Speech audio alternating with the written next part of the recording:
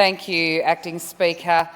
And as members before me have said, the intent of this bill is noble, and it's one that stakeholders have supported, but it does fall short, which is why the member for Caulfield has done a huge amount of work in presenting the amendments that he has done, which I'll get to in perhaps the 3 minutes that I get. Maybe I will, maybe I won't. But this correction legislation amendment bill doesn't go far enough, and we've seen this as a bit of a habit and pattern of behaviour with the Allen Labor government, much like the bail laws that are supposedly the best or the toughest in Australia, but they still fall chronically short of where we were.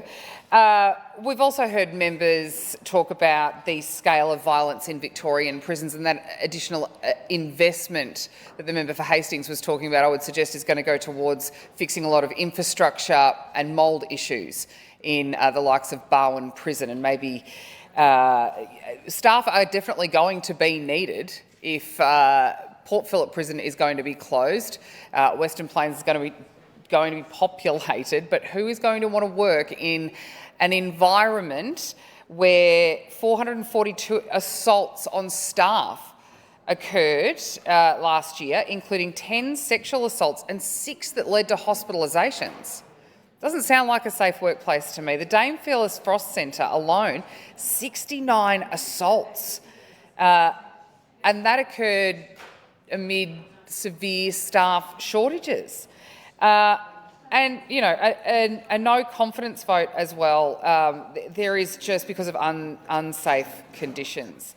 And these are things we're seeing more and more often. It's actually really quite alarming. I did see the news today about the firefighters and their no confidence vote. But that is another matter, Acting Speaker. Why we, or the member for Caulfield, has moved these amendments, of course, is we argue it must go further to protect all workers within the prison system, not just prison guards, which is ultimately what it is.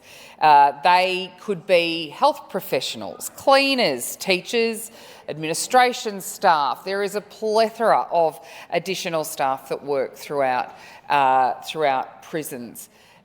And they also face those risks the same as the prison guards do as well. So Clause 30 will expand the coverage to cover all of that off, and obviously the handcuff clauses as well for practical in-prison safety. Just quickly, in the very short time that I have left, this is something that we feel in Mildura, going through the crime stats, and no doubt it's not going to be a pretty picture tomorrow when the latest round of crime statistics are released. But in Mildura, there's been, we are the 3rd lowest safety ranking among Victoria. In accordance with standing orders, I interrupt debate.